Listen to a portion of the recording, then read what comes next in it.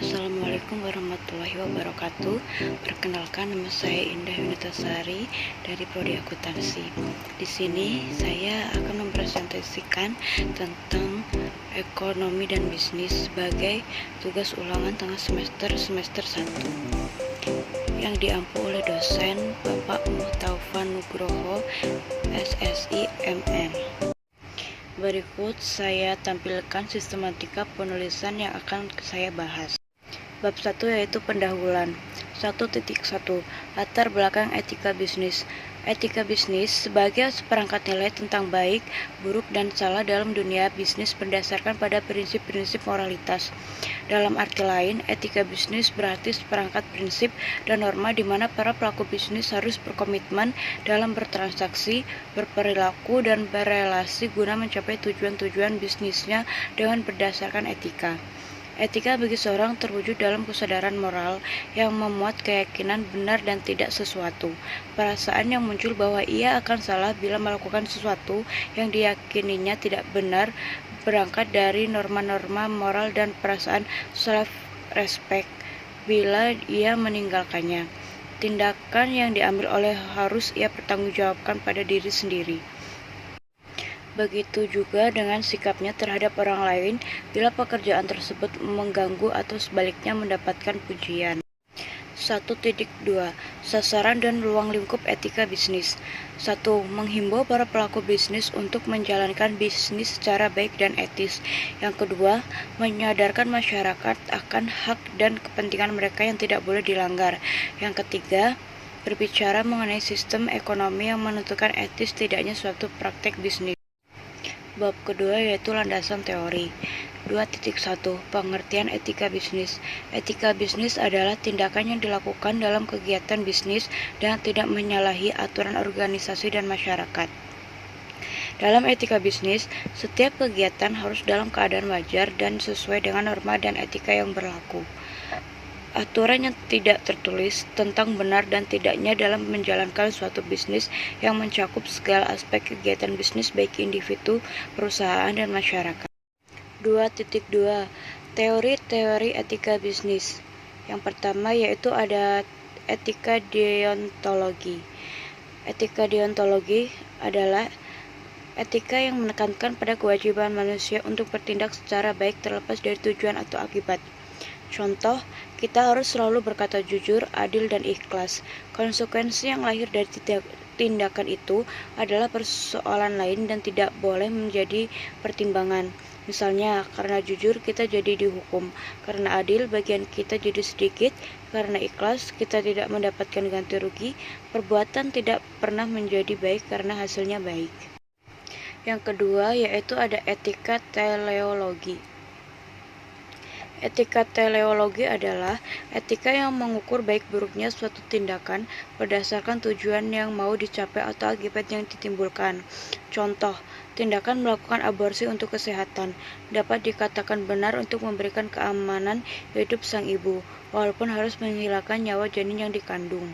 2.3 Pendekatan stakeholder.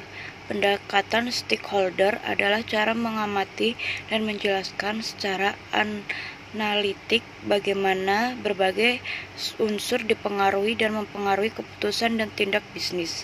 Dasar pemikirannya adalah bahwa semua pihak yang mempunyai kepentingan dalam suatu kegiatan bisnis terlibat di dalamnya karena ingin memperoleh keuntungan, maka hak dan kepentingan harus diperhatikan dan dijalani. Ketiga, pembahasan. 3.1 Etika bisnis dalam manajemen pemasaran. Etika pemasaran adalah prinsip moral yang mendorong kegiatan promosi perusahaan.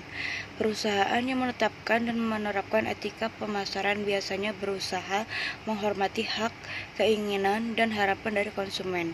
Filosofi etika pemasaran sering berhubungan dengan visi perusahaan. Ide etika pemasaran mirip dengan konsep tanggung jawab sosial perusahaan atau CSR. Istilah ini mengacu pada pengertian yang harus dipenuhi sehubungan dengan kebutuhan publik dan pemangku kepentingan perusahaan.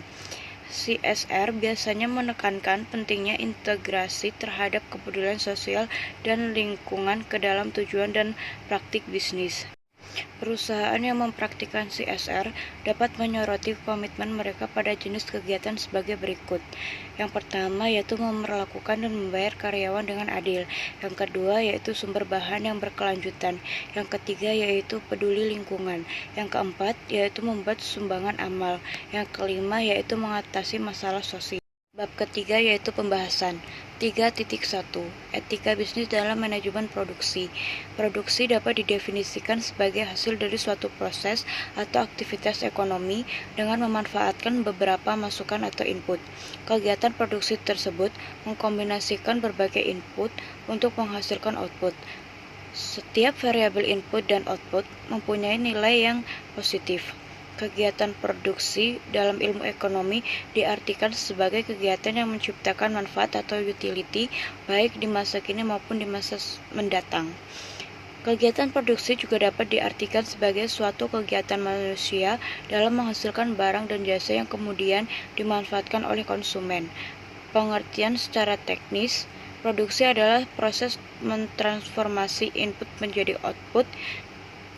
Tetapi definisi produksi dalam pandangan ilmu ekonomi jauh lebih luas. Pendefinisian produksi mencakup tujuan kegiatan menghasilkan output serta karakter-karakter yang melekat padanya. Etika adalah seperangkat prinsip-prinsip dan nilai-nilai yang menegaskan tentang benar dan salah. Sedangkan produksi adalah suatu kegiatan menambah nilai guna barang dengan menggunakan sumber daya yang ada. Jadi, etika dalam manajemen produksi adalah seperangkat prinsip-prinsip dan nilai-nilai yang menegaskan tentang benar dan salahnya hal-hal yang dilakukan dalam proses produksi atau dalam proses penambahan nilai guna barang. 3.3 Etika bisnis dalam manajemen sumber daya manusia. Etika manajemen sumber daya manusia dapat diartikan sebagai ilmu yang menerapkan prinsip-prinsip etika terhadap hubungan dengan sumber daya manusia dan kegiatannya. Untuk mencapai penanganan SDM sebagai human capital dapat dinilai dari komponen-komponen sebagai berikut. Yang pertama yaitu perencanaan dan pengelolaan SDM, yang kedua yaitu peningkatan pegawai, yang ketiga yaitu pendidikan dan pelatihan, yang keempat yaitu kinerja pegawai dan pengakuan, yang kelima yaitu kepuasan pegawai. 3.4 Etika utilitarianisme. Pandangan utilitarianisme pada dasarnya merupakan suatu paham etis etika yang menempatkan tindakan-tindakan yang dapat dikatakan baik adalah yang berguna, memberikan faedah atau manfaat, dan menguntungkan, sedangkan tindakan-tindakan yang tidak baik adalah yang memberikan penderitaan dan kerugian. Bab keempat yaitu penutup. 4.1 Kesimpulan. Etika bisnis berlaku sebagai benteng bagi pemangku kepentingan. Etika bisnis juga memiliki fungsi yang mampu menyinergikan antara pemangku kepentingan dalam bisnis.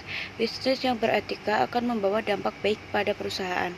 Penerapan etika dalam kegiatan bisnis akan membawa dampak yang positif bagi kelangsungan suatu bisnis. Dalam dunia bisnis, etika memiliki peran penting bagi perjalanan organisasi bisnis. Bisnis merupakan aktivitas yang memerlukan tanggung jawab moral dalam pelaksanaannya, sehingga etika dalam praktik bisnis memiliki hubungan yang erat. Bisnis tanpa etika akan membuat praktik bisnis menjadi tidak terkendali dan justru merugikan tujuan utama dari bisnis itu sendiri. Bagi perusahaan jasa, memberikan layanan kepada pelanggan adalah tujuan utama untuk menarik pelanggan dan menawarkan produknya.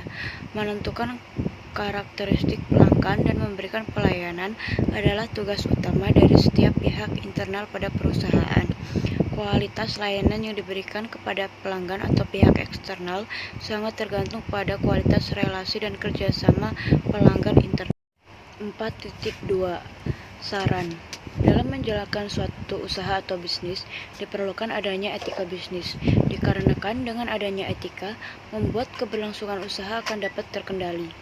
Jika seorang pelaku bisnis maupun pembantu bisnis menyadari akan adanya etika, maka mereka akan bekerja sesuai dengan standarnya tanpa adanya kecurangan maupun kerugian untuk salah satu pihaknya.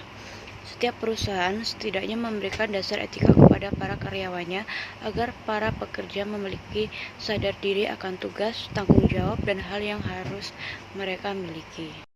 Berikut daftar pustaka yang saya pakai, yaitu ada Wikipedia, Kompas Gramedia, dan Brandly. Sekian presentasi dari saya, ada kurang lebihnya mohon maaf.